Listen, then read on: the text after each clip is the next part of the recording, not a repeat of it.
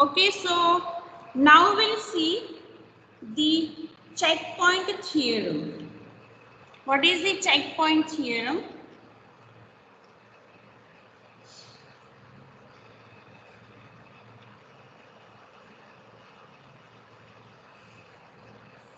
Okay. Now, the checkpoint theorem is, we can say, the compressed version. This is the compressed version of the fault equivalency and fault dominancy. So far we have seen that these two techniques we are using to reduce the test pattern, okay, to detect the faults. Now the compressed version means what? Okay, so we'll see what exactly the checkpoints theorem is. So from, as per this theorem, the checkpoints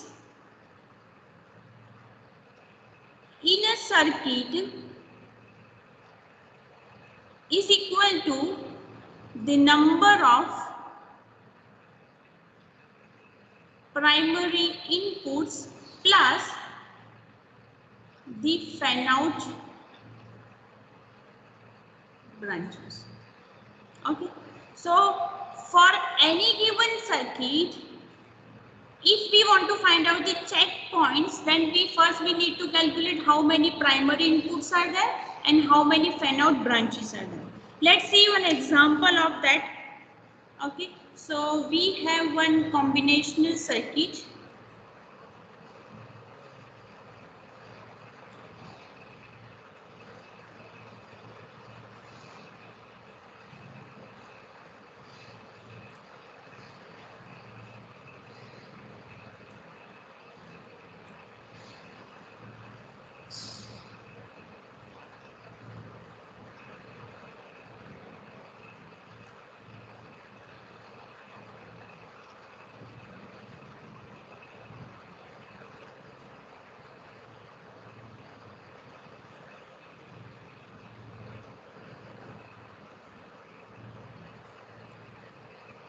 This is the given combinational circuit.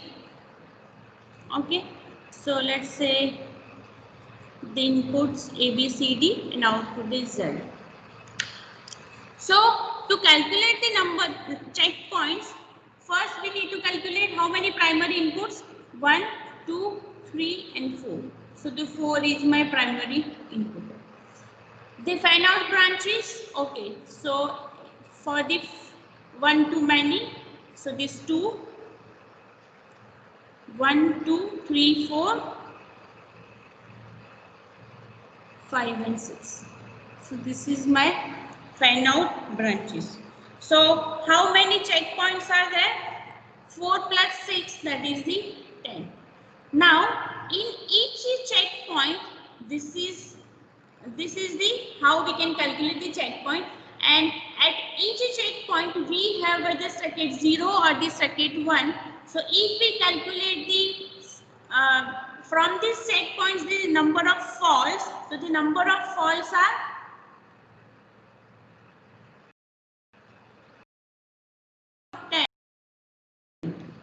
so this is how we can find out the number of single circuit faults from the checkpoint. Now come to the compressed version. Now the question may arise how we can, okay, if we use the checkpoint theorem and at this 10 location we find circuit 0, circuit 1, then ultimately this method is calculating all the faults of the circuit. Now, all the faults, that means if we look at the other parts, so this is not, we have not considered, this is we have not considered, okay, this all we have not considered. So the question will arise, what about these other faulty lines? So the compressed version, that means if we calculate the 20 faults from the checkpoints, then it is considering all the faults, and the other faults are getting covered using the fault equivalence or the fault. Once we apply other faults, already we have considered by considering these 20 faults. So no need to consider the single stated fault at each and every line of my circuit. If we calculate and we test the faults at this 20 location, ultimately we are considering all the faults. Okay, and it is proved that the checkpoint theorem gives 100% accuracy. Okay, because we have considered these 20 faults and other faults are already covered in this 20 faults by applying the equivalency and the dominancy. Okay, but here one point to be noted is that the checkpoint theorem is only valid for the combinational circuit.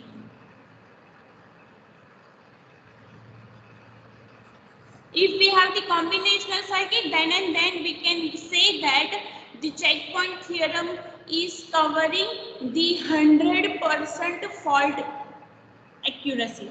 So, or what we can say the 100% fault coverage. Okay, so this is how we can find out the checkpoints in the circuit. From the checkpoints, how many single circuit faults are there. Okay, but keep in mind this is only valid for the combinational circuit. Okay, so this is all about the checkpoint theorem in the fault analysis. Thank you.